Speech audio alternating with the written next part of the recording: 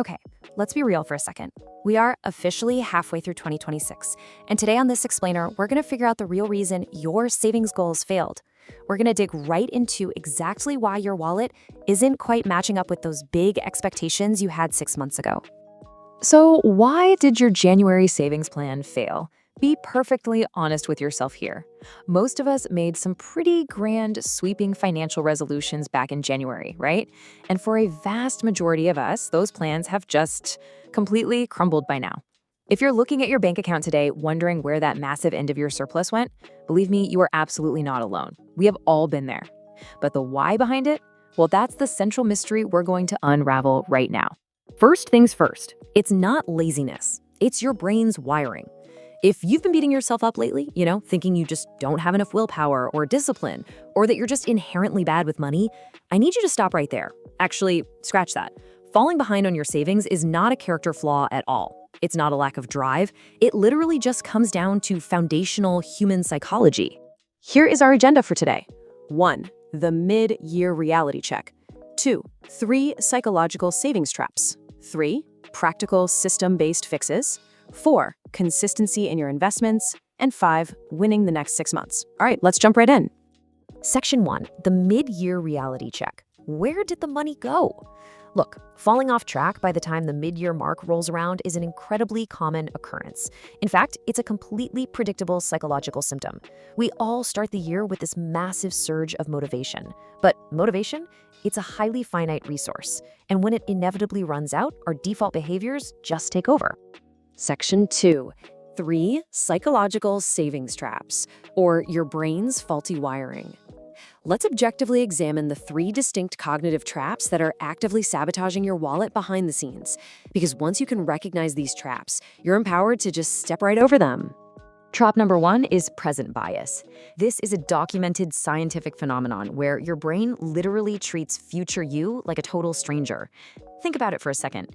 You wouldn't just hand a random stranger on the street a huge chunk of your paycheck, right? Well, functionally, that is exactly how your brain views setting aside money for retirement, or even just for yourself next December.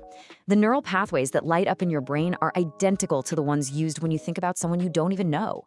Crazy, right? It creates this massive internal tug-of-war. Today you craves instant spending, and those desires, they feel incredibly real, tangible, and urgent. You want that new gadget or that fancy dinner right now. On the flip side, future you desperately needs those savings, but feels totally abstract and distant. And in this daily battle, immediate, tangible rewards almost always win out over future, invisible savings. Which leads us right to our second trap: vague goals. Saying, I want to save 100K by December sounds absolutely fantastic on January 1st, but massive abstract goals completely lack the immediate triggers your brain actually needs to take action today. If the deadline is months and months away, your brain tricks you into thinking, hey, we've got plenty of time. Because there's zero daily urgency, you just push the saving off until next month.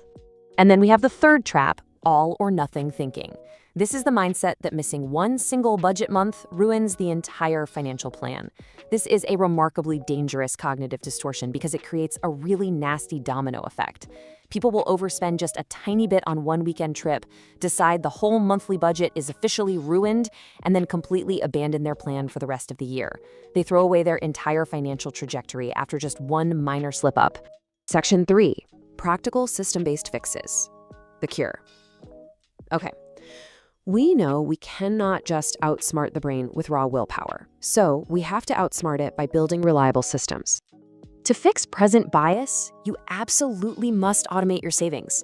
Just set up an auto transfer to move money into your savings account right after payday. You have to remove the decision completely. Automation is literally the best antidote to present bias because it takes the choice completely out of your hands before today you even gets a chance to see that money and spend it. Out of sight, out of mind. Now, to fix vague goals, you just follow 2 clear steps. 1, break down the massive goal, and 2, set concrete monthly checkpoints. Instead of staring at an incredibly daunting target for the end of the year, you transform that intimidating number into bite-sized, actionable monthly steps. When you know exactly how much you need to save by, say, this Friday to hit your monthly checkpoint, you instantly create that immediate urgency your brain actually responds to. And the cure for all or nothing thinking? It's simple, but it's a total game changer. Resume, don't restart. You need to build a firm mental rule where one bad month or one single weekend of overspending does not cancel the whole plan. You don't have to wait for next January to start over. Give yourself the grace to slip up, but have the system in place to simply resume your habits on Monday morning. Moving on to Section 4, consistency in your investments. Don't pause now. It's super vital to understand that these exact same psychological principles aren't just for your cash savings accounts. They apply directly and forcefully to how you handle your investment portfolio too. It's a tale as old as time. One bad market month often leads to paused SIPs and investment contributions. Just like a blown personal budget, a single bad month in the broader stock market triggers that exact same all-or-nothing urge to just quit.